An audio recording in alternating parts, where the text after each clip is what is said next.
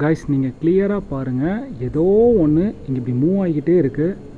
ரொம்ப நேரமாக இதே மாதிரி தான் ஒயிட் கலரில் சுற்றிக்கிட்டே இருக்குது. இது என்னன்னு எனக்கு ஆக்சுவலாக தெரியவே இல்லை. ரொம்ப ஸ்ட்ரேஞ்சாக இருக்குது.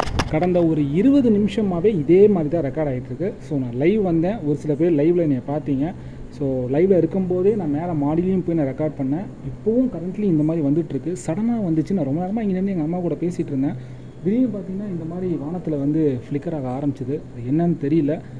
ஸோ உங்கள்கிட்டயே அதை ஒப்படைக்கிறேன். யாருக்காவது அது என்னன்னு தெரிஞ்சதுன்னா கொஞ்சம் கிளியராக சொல்லுங்கள். பார்த்துக்கோங்க.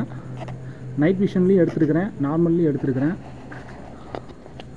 கண்டினியூஸாக வந்துக்கிட்டே இருக்குது. என்னன்னே தெரில.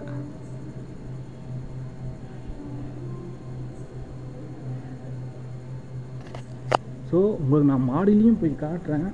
ஏன்னா ஒரு சில பேர் சொல்லுவீங்க இது வந்து லைட்டோட ரிஃப்ளெக்ஷன்னு சொல்லுவீங்க. சுற்றி பாருங்கள், இங்கே எதுவுமே லைட் ரிஃப்ளெக்ஷன் ஆகிற அளவுக்கு எதுவுமே இல்லை. பட் ஆனால் ஸ்கையில் இந்த மாதிரி கண்டினியூஸாக வந்துக்கிட்டு இருக்கு.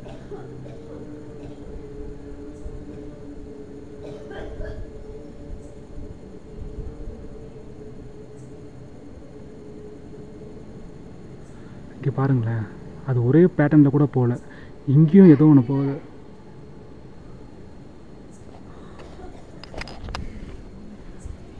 ஸோ கைஸ், இது என்னவாக இருக்கும்னு நீங்கள் நினைக்கிறீங்களோ மறக்காமல் கமெண்ட்டில் சொல்லுங்கள்.